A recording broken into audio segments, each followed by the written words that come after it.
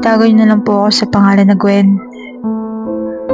Gusto ko lang i-share tong experience ko simula kasi nung ginising ko yung lolo ko nung umiiyak siya habang natutulog. Doon ako natulog sa bahay ng lola ko dahil walang tao sa bahay. Sila mami no, nasa Manila. Kasama yung daddy ko at yung isa kong kapatid para sa operasyon po ng kapatid ko.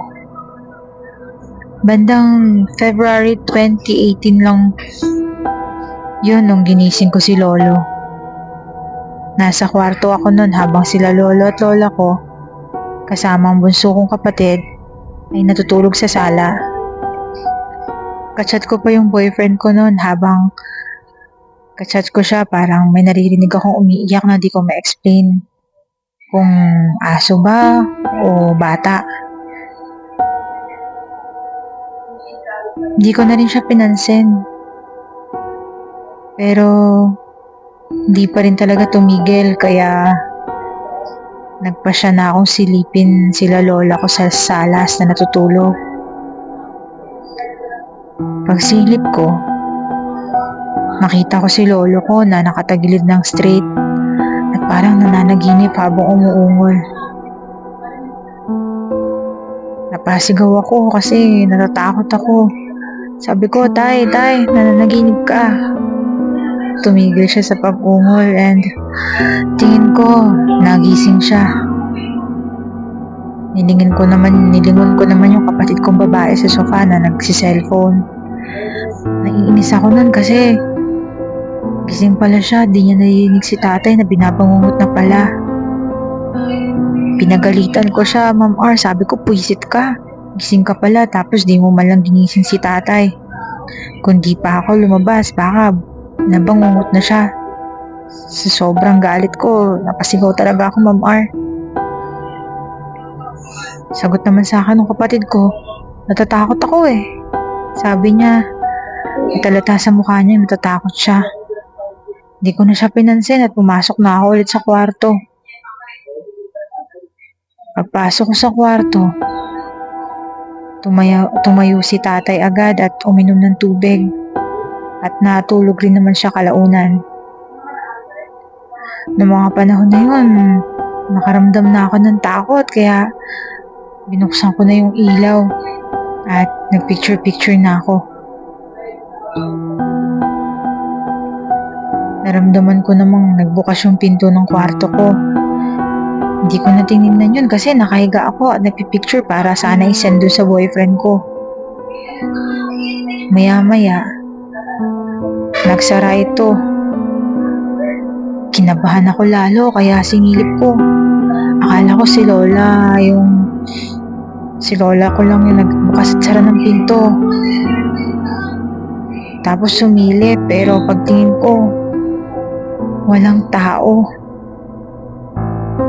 Tapos sinilip ko sila sa sala at maimbing na yung tulog nilang lahat. Di ko na pinansin at natulog na lang ulit ako. Ayoko nang isipin dahil matatakot lang ako.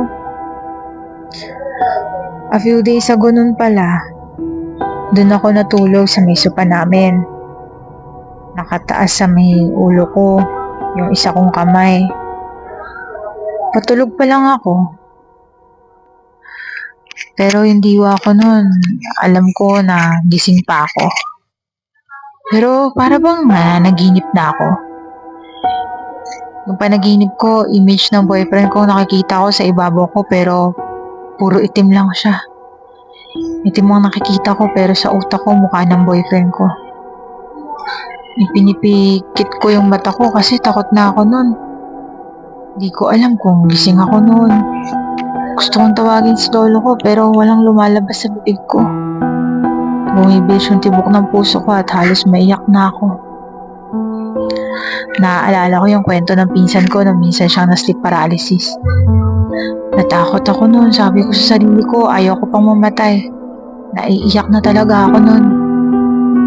Naalala ko yung mga tips na nabasa ko sa Facebook about sa pagtakas sa sleep paralysis. Una, dahan-dahan ko daw igalin daliri ko sa kamay. na nakataas sa ulunan ko.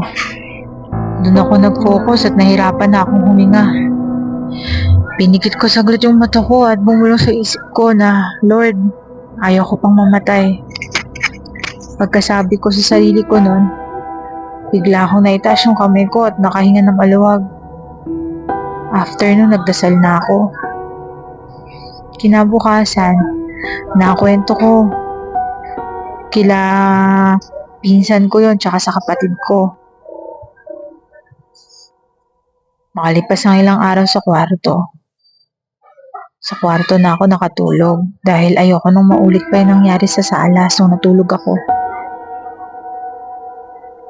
Natulog ako sa kwarto ko, katabi ng pinsan ko at yung kapatid kong bunso. Nasa gitna nila ako nun. Yun yung time na nag-break kami ng boyfriend ko. Matulog na ako nun. Na nakatigilid ako sa pinsan ko at nakatingin sa pinto. Alam kong gising pa ako nun pero para bang nakikita ko yung panaginip ko na masyadong malaswa. 16 pa lang ako pero grabe yung panaginip ko. Nakikipag-anuhan daw ako sa isang lalaking may asawa na di ko masabi kung sino. Ibang tensyon na nararamdaman ng katawan ko. At natigil na naman ako. Bumibilis yung tibok ng puso ko at di na naman ako makagalaw. Sumisigaw ako pero parang walang lumalabas sa bibig ko. Ayaw nang gumalaw. Naiiyak na ako that time. Sabi ko wag naman sana ulit. Ayoko nang maulit yun. Namamanhid ang dalawa kong kamay at ayaw maigalaw. Kahit nakapikit na mata ko, feeling ko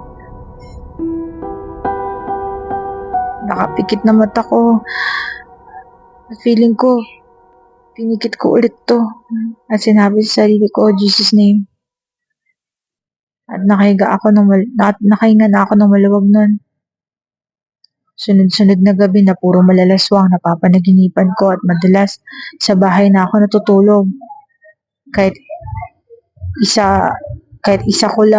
na mag-isa lang ako.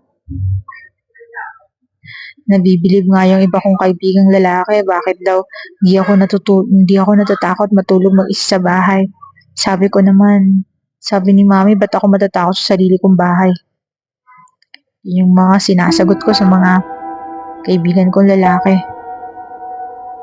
Sila ang matakot sa bahay ko, sabi kong ganun. Nitong March 29 lang, nagka-boyfriend ako ulit. Simula nung nagka-boyfriend ako, bigla na lang akong nagigising around 2 to 3 a.m. ng madaling araw nang walang dahilan. Minsan, pagtingin ko sa orasan sa cellphone ko, 2:30 pa lang na umaga pero madalas mga 3 a.m., 3:13 o 3:06 ng madaling araw. Basta mga ganong oras lang talaga halos. Halos gabi-gabi yun, lalo na kung sa bahay ako natutulog. Minsan magigising ako, nakatulala lang as in. Ayaw kong ikwento kala daddy kasi baka isipin nilang baliw na ako, lalo na sa boyfriend ko. Minsan nagkukwento ako sa kapatid ko nung nagbabasa ako sa Facebook about nun sa cover ba yun? Yung taga-subaybay daw. Yung demonyong gumagamit sa katawan niya tapos inoperahan siya. Puti na lang, plastic na blue daw ang tinanim ng demonyo sa tiyan niya at hindi anak. Napaisip ako nun sa nabasa ko sa Facebook. Sa mga nangyayari sa akin, baka maging ganun din ako. Natatakot na ako kaya sinabihan ako ng kapatid ko.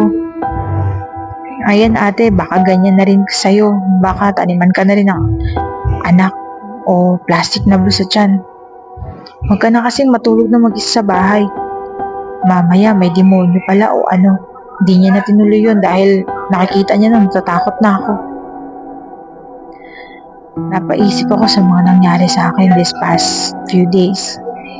Na tuwing natutulog ako mag-isa sa bahay, feeling ko may kasama ako. Pero walang takot at kabang nararamdaman ng katawan ko. Sarap na sarap ako mag-isang matulog sa bahay. Pag sa ibang bahay ako natutulog, parang nangyayari yung di ako makagalaw at nakikita ko yung itim na umiibabaw sa akin. Pero pag sa bahay ako natutulog, puro kahalayan madalas ang napapanaginipan ko at magigising ng madaling araw. Idinadaan ko na lang sa dasal. Hindi ko na alam ang gagawin ko. Ayaw ko mag-open sa parents ko kasi problemado rin sila sa sakit ng kapatid ko. Hanggang dito na lang. At kung meron pong maipapayo yung mga tagapakinig nyo, Ma'am R, magbabasa po ako sa comment. Natatakot na talaga ako. Gwen.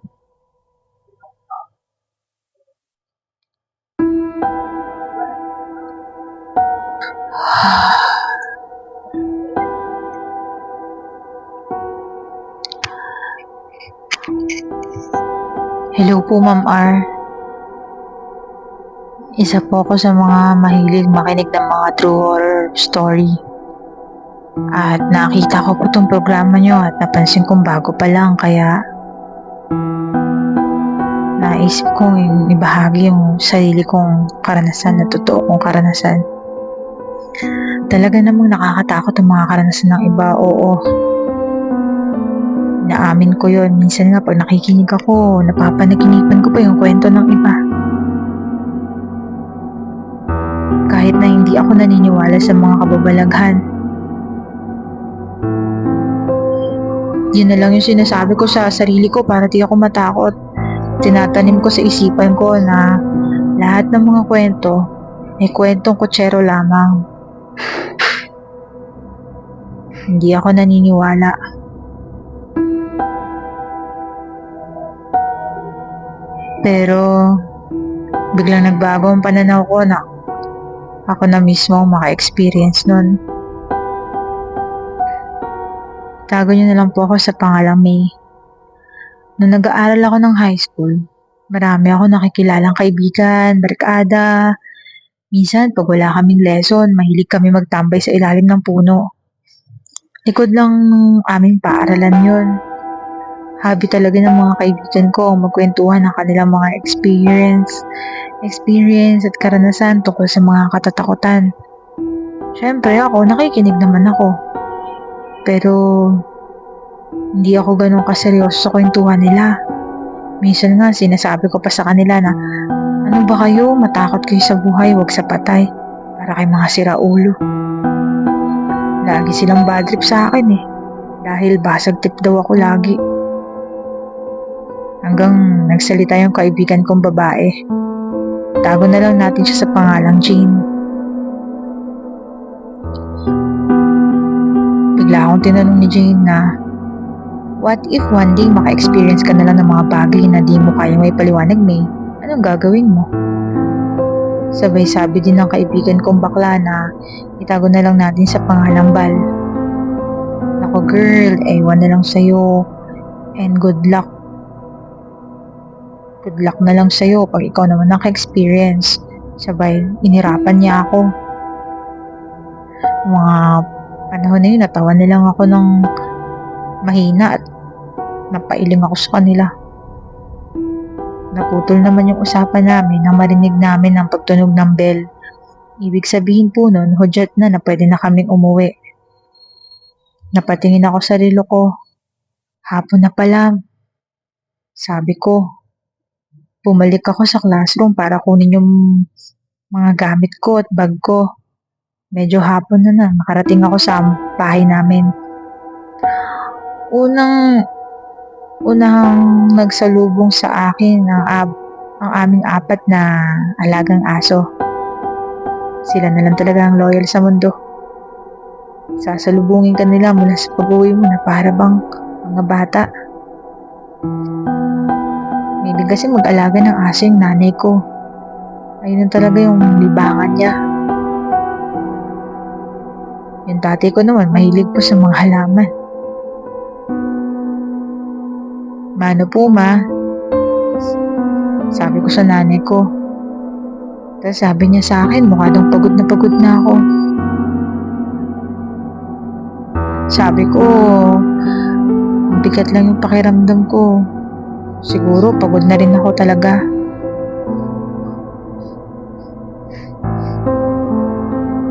Sabi sa akin ng nanay ko, uminom na lang daw ako ng gamot para di ako lagnatin.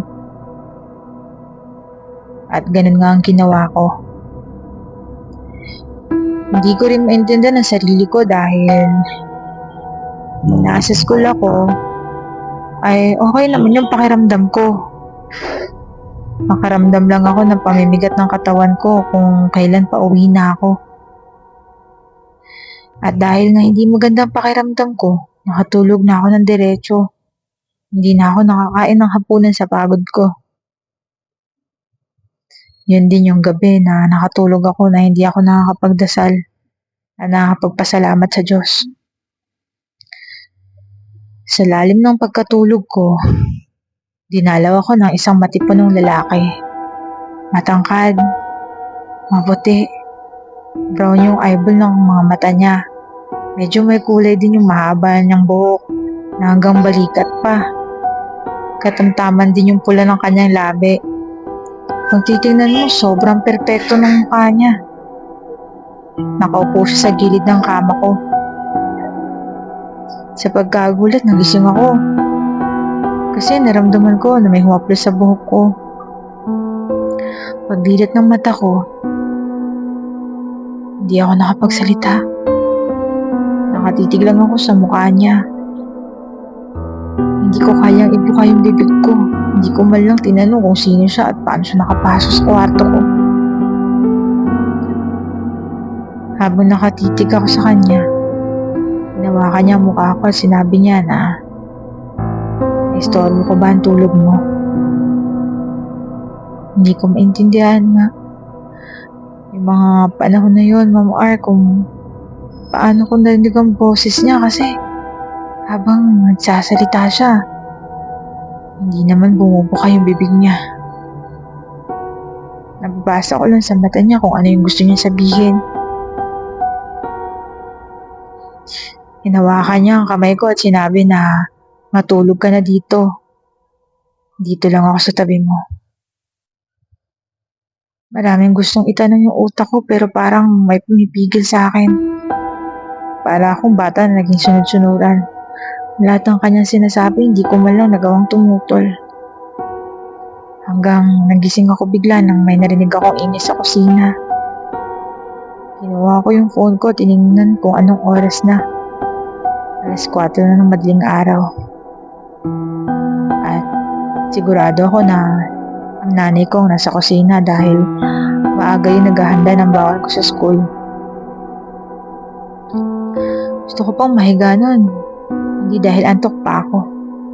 Gusto ko ulit matulog dahil gusto ko ulit makita yung lalaki sa panaginip ko. Ewan ko ba, Ma'am R?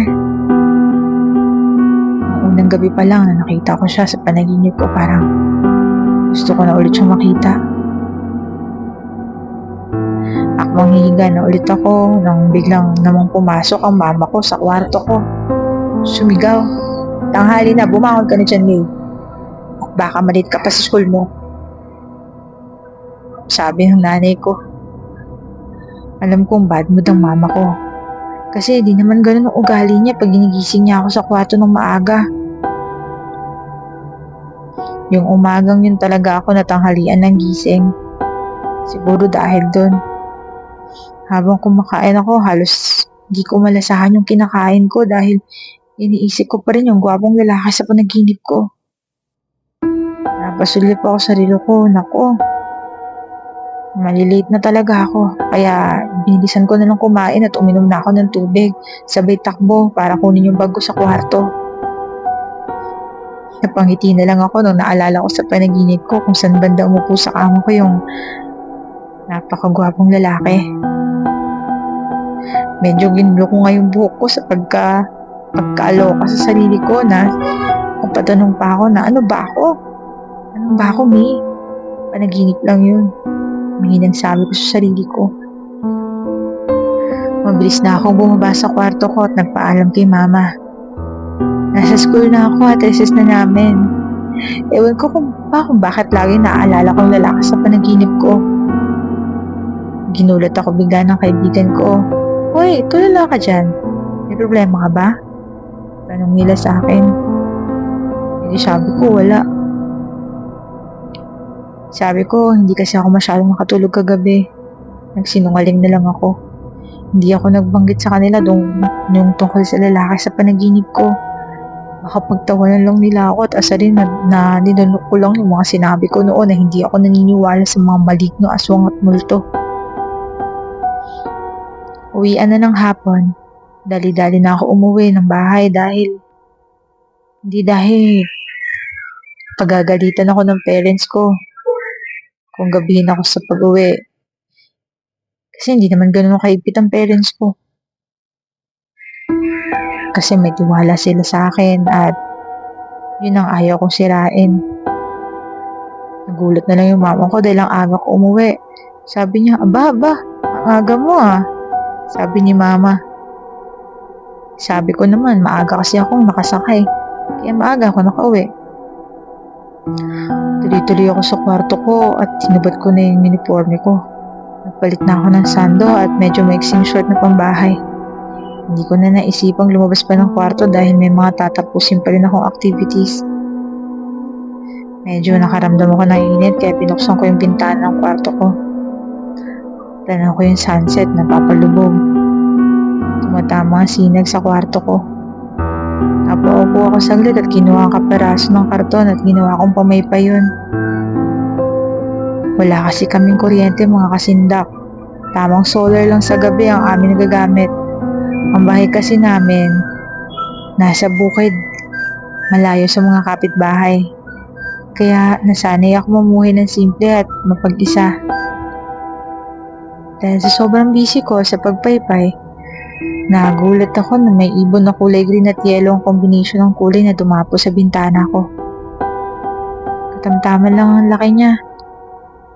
May dala siyang dahon na dilaw. At manipis lang yung dahon. At hindi naman kalaparan. Nung akong huhulihin ko siya dahil nga natuwa ako sa kulay niya, lumipad na lang ito bigla at naiwan yung dahon na dala niya. Bumagsak to sa sahig namin, dinampot ko. Tinitigan ko ang dahon pero pakiwari ko hindi ito pamilyar sa akin dahil hindi pa ako nakakakita ng ganong dahon kahit nasanay ako sa bukid.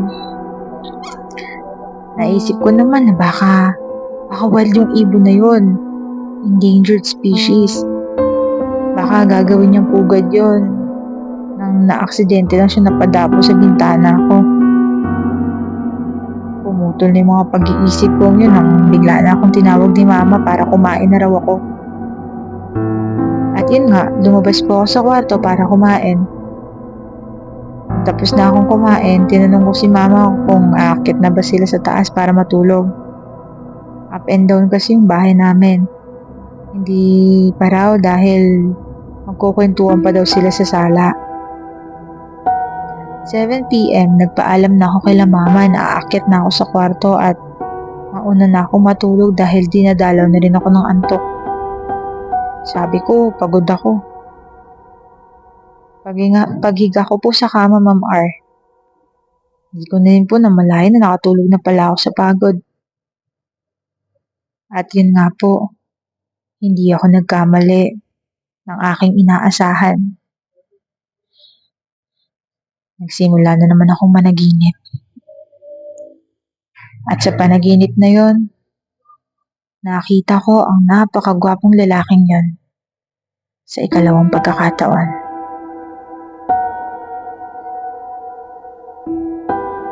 Yung panaginip ko, Ma'am R, ganun pa rin kagaya ng dati. Nakaupo siya sa gilid ng kama ko habang hinihipo niya yung buhok ko. Pagmulat ko at nakita ko siya, nakangiti ako dahil ramdam ko sa sarili ko na namiss ko siya. Gusto ko kasi siyang makilala at makausap. Sa puntong yon, nagawa ko siyang kausapin. Alfred ang pangalan niya. Doon niya na rin sinabi sa akin na gusto niya ako. Kinuha niya yung kamay ko at nilagay niya sa tip niya habang ang kamay niya ay nasa bewang ko. Sinayaw niya ako at halos liwanag lang nakikita ko sa paligid ko. Nakatitig siya sa akin habang hinahaplos niya ang mukha ko. Habang sinasayaw niya ako, sinabi niya sa akin kung may nakita ba akong ibon na kakaiba kanina. Oo, sabi ko, may dumaan pa sa bintana ko na ibon. Tinanong ko siya kung bakit niya tinanong. Sabi niya sa akin, siya daw si Agihid, kaibigan daw ni Alfred yung ibon na yon sa lugar na pinanggalingan nila. Inutos niya daw kay Agihid na tingnan kung nandito na ako sa bahay. May dala siyang dahon, sabi ko kay Alfred. Sabi sa akin ni Alfred, pinadala niya daw yun sa kaibigan niya si Agihid para ibigay sa akin. Yung dahon na yun, tanda daw yun, pag-aalala sa akin ni Alfred. Tinignan ko yung dahon na nakapatong sa libro ko. Di ko alam kung bakit natutuwa ako. Iba yung saya na nararamdaman ko kahit dahon lang yun. Para sa akin, parang rosas na yung binigay niya sa akin. Rosas na binibigay ng isang manliligaw. Sobrang kinikilig ako ng mga panahon na yun, Ma'am R. Habang nakatitig ako sa mukha niya na halos di mo pagsasawaan tingnan. Unti-unti nang bumaba ang mukha niya sa mukha ko na alam ko na hahalikan niya ako. At di ko iniwas sa mukha ko dahil gusto kong maranasan ng mahalikan. Oo, wala pa akong experience sa halik kahit na 16 years old na ako nun.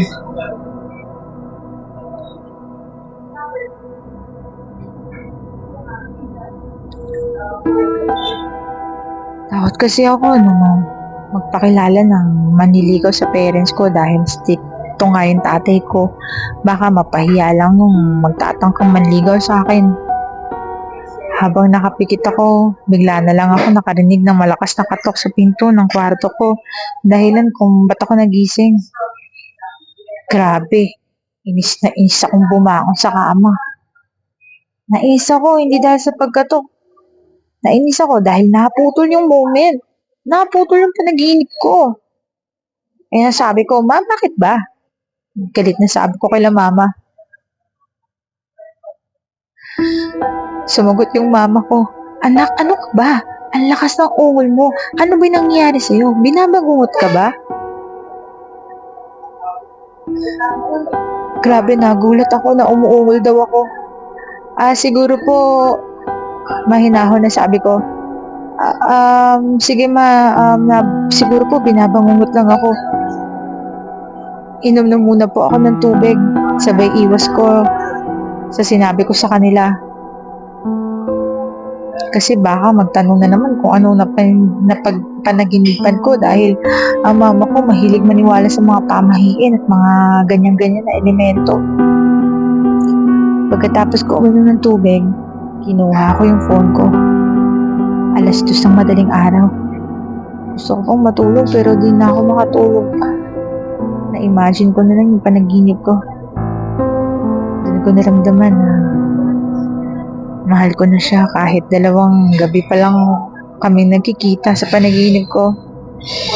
Hindi ko rin alam at maintindihan yung sarili ko. Basta alam ko lang, gusto ko lagi ko siya nakikita at nakakasama kahit sa panaginip lang. Umaga, papasok na ako sa school. Bigla na lang hinablot ni Tom yung bag ko. Mukhang mabigat ata ang dala mong bag, May. Ako nang magdadala. Ngumiti lang ako at tumango pagsang-ayon sa offer niya. Bale, Ma'am R, si Tom po, matagal na po siya nanliligaw sa akin pero wala akong bala kasi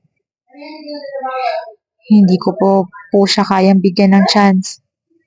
Mabait po si Tom, maalaga at maalalahanin. Swerte nun din nung magiging jowa nun kung sakali. Napaisip ako noon na sagutin na si Tom dahil sa mga susunod barkada ko.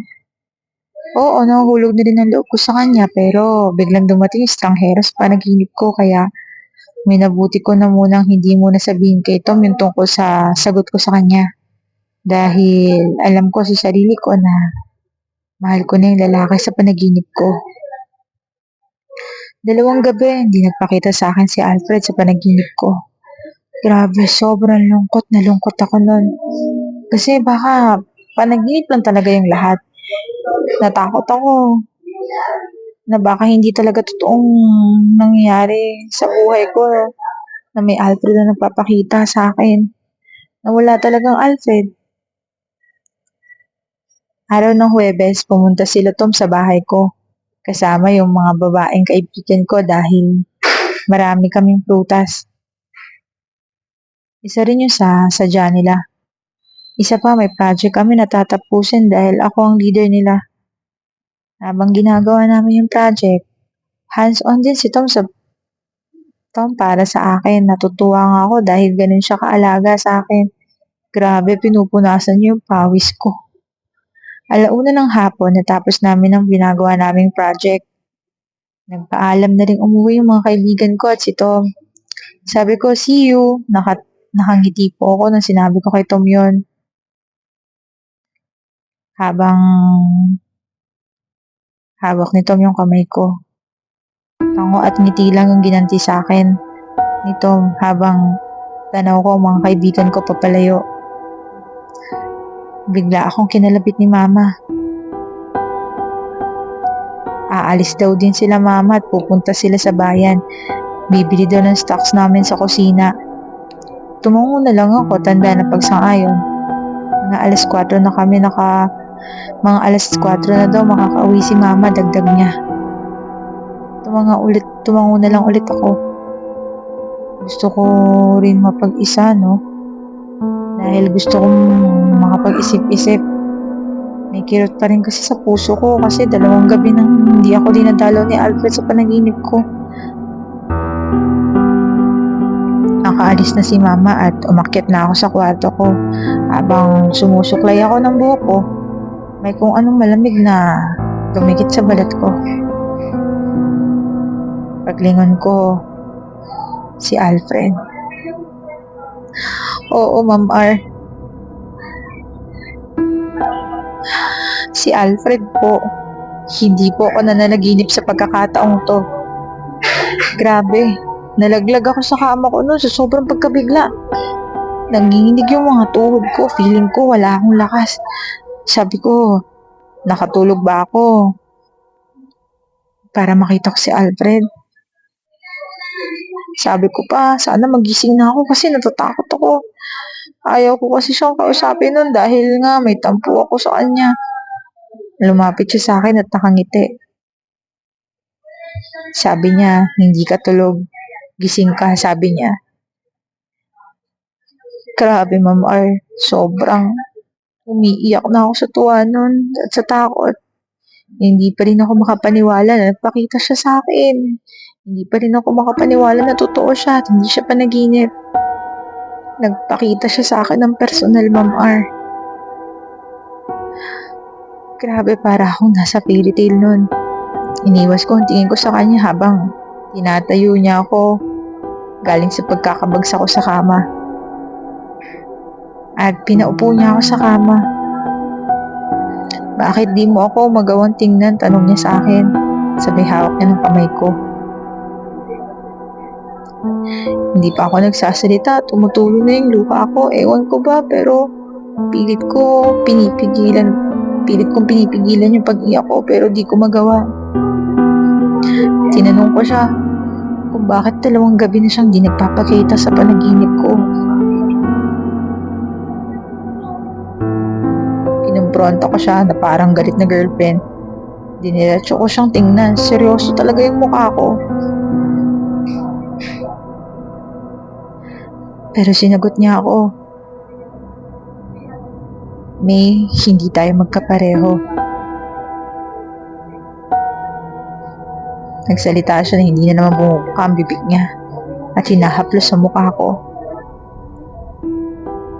May, hindi ka naman siguro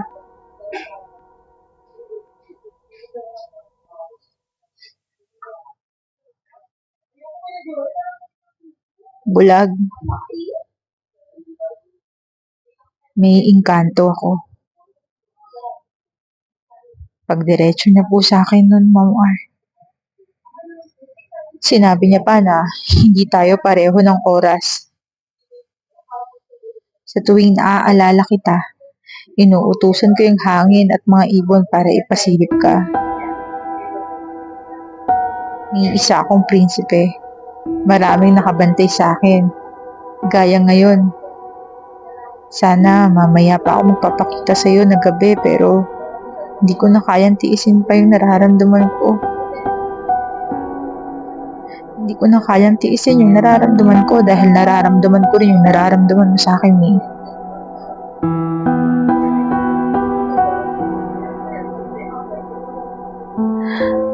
May, alam ko na yung iniisip mo. Alam ko yung nararamdaman mo. Kung nasasaktan ka, nasasaktan din ako.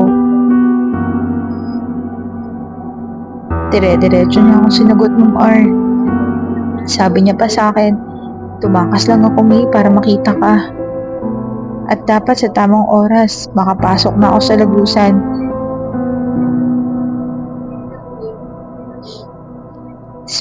Desperada na ako nun, Ma'am R, kaya siguro natanong ko na, kailan mo ba ako sasama sa inyo? Wala akong katakot-takot na tinanong siya ng ganun, Ma'am R. Tumahimik muna siya. Tsaka sumagot na, sasama ka sa akin?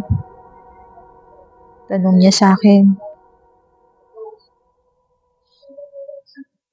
Nagkatitigan po kami ng mga ilang segundo. Bago ko diretsong sinagot yung tanong niya na, sasama ako sa'yo dahil mahal kita, Alfred. Iba rin yung saya na nararamdaman ko pagkasama kita.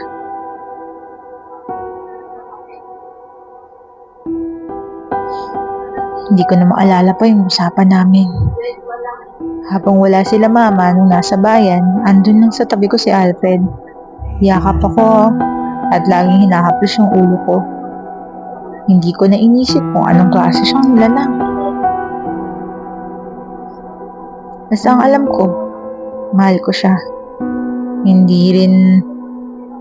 Halos hindi rin ako naglalabas ng kwarto. Sabi ng mama ko, marami daw nagbago sa akin kasi lagi na lang daw ako umuungol sa gabi. At hindi katagalan, hindi na rin ako kumakain ng kanin. Natutulog na lang daw ako lagi.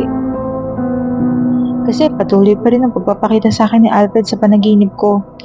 Hanggang sa mga pagbabagong yon at dahil mapaniwalain nga ang nanay ko sa mga hindi maipaliwanag na bagay-bagay, nagdesisyon si mama na idala ako sa manggagamot. At ipagamot ako. Doon na pag-alaman na may kasintahan daw akong maligno. Bawat ritual na manggagamot, nakikita ko si Alfred na nahihirapan. Nakikita ko siya sa panaginip habang hawak niya yung kamay ko. Halos sa hirap niya sa ritual ng panggagamot. Nagkukulay asul yung mata niya. Yakap ko siya, umiiyak din ako. Ayaw kong isuko kung anong meron sa amin, pero dahil nga hindi kami pareho ng mundong ginagalawan. Ma'am R, binitawan ko na po yung kamay ni Alfred.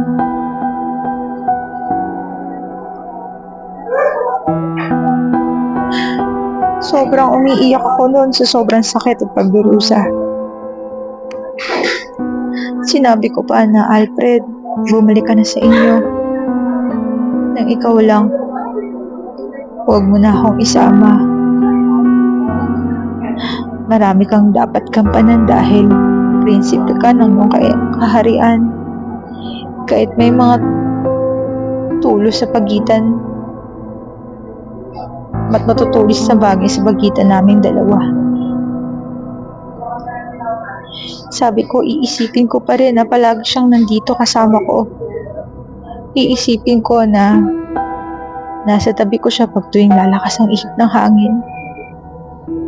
Sobrang sakit talaga, Ma'am R. Sabi ko pa, iisipin ko na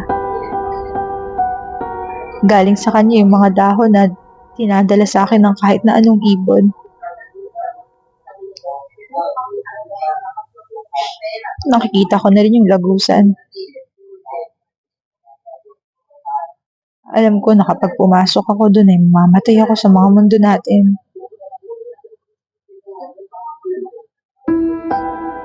Pero nakikita ko talaga sa mga mata niya, Ma'am R, na gusto niya akong isama. At ganun din ako. Gusto kong sumama.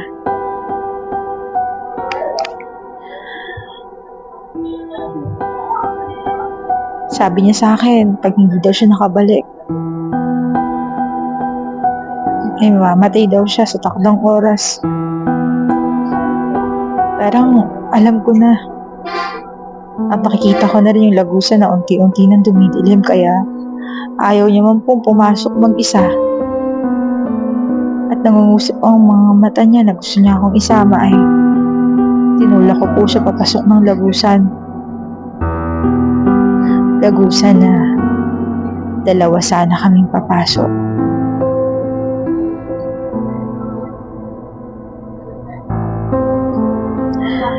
Hindi!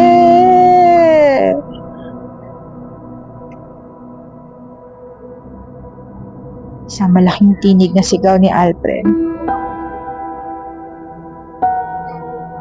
Yun, pinakahuling tinig na narinig ko mula sa taong pinakamamahal ko.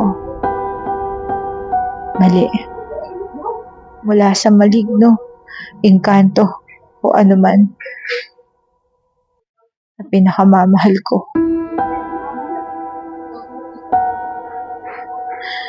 Nakita ko yung mga parents ko na nag-iiyakan habang hawak yung kamay ko. Nakita ko rin yung katawan ko nakahiga na walang malay.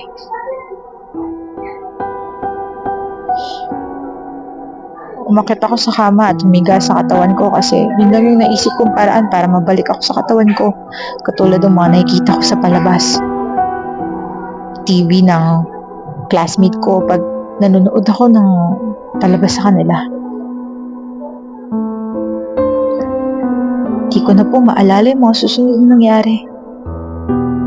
Ma'am R, bigla na lang akong bumangon at hapong-hapo ako. Halos pagod ako na para bang ang layo ng pinuntahan ko. Halos maubos ko ang isang pitsil ng tubig nung nahimasmasan ako. Nakita ko yung manggagamot sa isang sulok na nagri-ritual. Naisip ko agad si Alfred kahit na nanginginig pa ang tuhod ko. Nilapitan ko yung babaeng manggagamot. Inang, sabi ko. Tumigil na siya sa kanyang ginagawa at tinanong ako kung bakit. Sabi ko, Inang, nakikiusap po ako. Huwag niyo na pong pahirapan si Alfred. Nakapag-usap na po kami sa panaginip. Nakita ko pong paghihirap niya dahil sa ritual niyo. Inang, kasalanan ko po kasi minahal ko po talaga siya. Inang, kasalanan ko rin dahil nagustuhan ko rin po na lagi siyang makita. Hindi ko pa po man lang nasabi ang lahat. Alam ko na alam na po na manggagamot ang lahat ng kwento ng tungkol sa amin ni Alfred. Huminga siya ng malalim at sabay tingin sa akin na, sige Neng, gawan na lang kita ng panangga para sa mga elemento. At huwag mong tatanggalin sa bewang mo ha, sabi sa akin ng matandang manggagamot. Tumangutang na lang ako, tanda ng pagsang-ayon ko sa kanya. Humingi na rin ako ng pasensya sa mga parents ko dahil naglihim ako sa kanila. Nakita ko talaga yung sobrang pag-aalala sa mga mukha nila. Tumagilid ako mula sa aking pagkahiga. Pinanasan ko yung luha ko na nag-uunahan sa pagpatak. Ma'am R, masakit kasi sa akin na magkahiwalay kami ni Alfred. Pero kailangan dahil hindi kami magkauri. Pinatigil ko na yung ritual dahil ayaw ko nang may mangyaring masama sa kanya. Dahil napakabait niya na engkantong nakilala ko.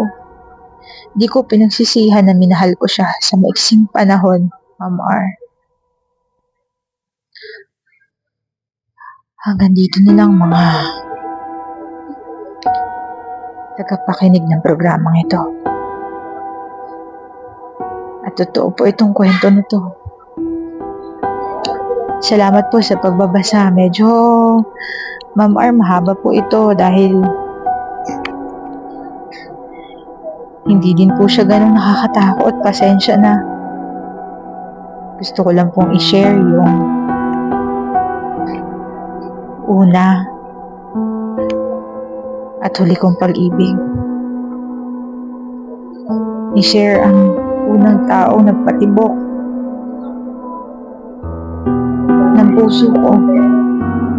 Ay mali, unang maligno pala na kahit kailan hindi na mawawala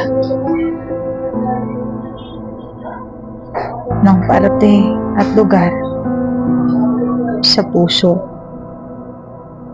ng isang May. Salamat po, May, mula sa Palawan.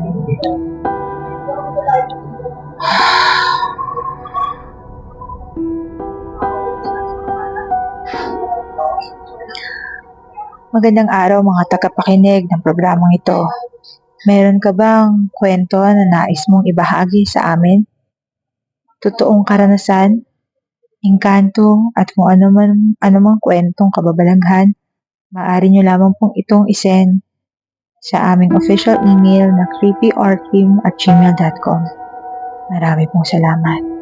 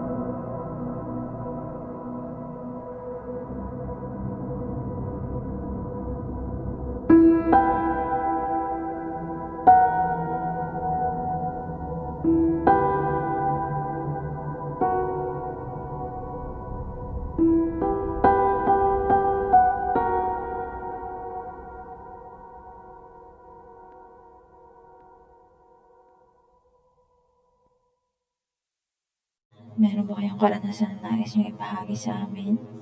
Nangyari lamang po na isend ang inyong mga kwento sa aming official email sa creepyorkim@gmail.com.